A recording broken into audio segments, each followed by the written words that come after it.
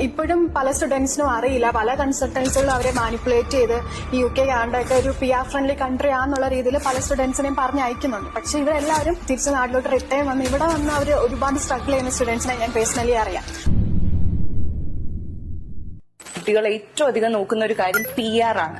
അപ്പൊ അതിന് ഏറ്റവും കൂടുതൽ സാധ്യതയുള്ള കൺട്രീസ് ഏതൊക്കെയാണ്? ഒരു 2019 ആ ഒരു ടൈമിലൊക്കെ UK കാനഡ ഓസ്ട്രേലിയക്ക് പോകുന്ന സ്റ്റുഡൻസിന് PR ഈസിലി അവരുടെ ഒരു കപ്പ് ഓഫ് ടീ പോലെ അവർക്ക് കിട്ടുന്ന ഒരു ചോയ്സ് ആയിരുന്നു. പക്ഷെ ഇപ്പോഴത്തെ കേസിൽ എന്ന് പറഞ്ഞു കഴിഞ്ഞാൽ ഒരു പാർട്ട് ടൈമിന് പോലും ഒരുപാട് എഫേർട്ട് എടുത്തതാണ് അവർ ജോയിൻ ചെയ്യുന്നത്. അപ്പം ആ ഒരു കൺട്രിയിൽ ഒരു PR എന്നൊക്കെ പറഞ്ഞു കഴിഞ്ഞാൽ ഒരിക്കലും അവർക്ക് എക്സ്പെക്ട് ചെയ്യാൻ പോലും പറ്റുന്ന ഒരു കാര്യമല്ല. ഇപ്പോഴും പല സ്റ്റുഡൻസിനും അറിയില്ല, പല കൺസൾട്ടൻസുകളും അവരെ മാനിപ്പുലേറ്റ് ചെയ്ത് UK കാനഡയൊക്കെ ഒരു PR ഫ്രണ്ട്ലി കൺട്രി ആണെന്നുള്ള രീതിയിൽ പല സ്റ്റുഡൻസിനെയും പറഞ്ഞ് അയക്കുന്നുണ്ട്. പക്ഷെ ഇവരെല്ലാവരും സ്റ്റേ ബാക്ക് ടൈം പീരീഡ് കഴിയുമ്പോൾ തിരിച്ച് നാട്ടിലോട്ട് റിട്ടേൺ വന്ന് ഇവിടെ വന്ന് അവർ ഒരുപാട് സ്ട്രഗിൾ ചെയ്യുന്ന സ്റ്റുഡൻസിനെ ഞാൻ പേഴ്സണലി അറിയാം. ഇങ്ങനെ ഒരു സിനാരിയോയിൽ നമുക്ക് കൂടുതലും ഈസി ആയിട്ട് ഒരു PR ഫ്രണ്ട്ലി കൺട്രി എന്നുള്ള രീതിയിൽ നമുക്ക് സജസ്റ്റ് ചെയ്യാൻ പറ്റുന്ന ഒരു കൺട്രിയാണ് സിംഗപ്പൂരും. സിംഗപ്പൂർ ഗവൺമെന്റ് കോളേജ് എന്നൊരു ഓപ്ഷൻ ചൂസ് ചെയ്യുന്ന സ്റ്റുഡൻസിന് വൺസ് അവർക്ക് എസ്പാസ് എന്നൊരു വർക്ക് വിസിലോട്ട് കയറി കഴിഞ്ഞു കഴിഞ്ഞാൽ എസ്പാസിൽ കയറുന്ന സ്റ്റുഡൻസിന് ഈസി ആയിട്ട് PR അച്ചീവ് ചെയ്യാൻ പറ്റും. അപ്പം ഇത് സിംഗപ്പൂർ ഗവൺമെന്റ് കോളേജിൽ പഠിക്കുന്ന സ്റ്റുഡൻസ് ആണെന്നുണ്ടെങ്കിൽ അവർക്ക് ലീഗലി പാർട്ട് ടൈം ചെയ്യാനും ഫുൾ ടൈം പാർട്ട് ടൈം ചെയ്യാനും അതുപോലെ തന്നെ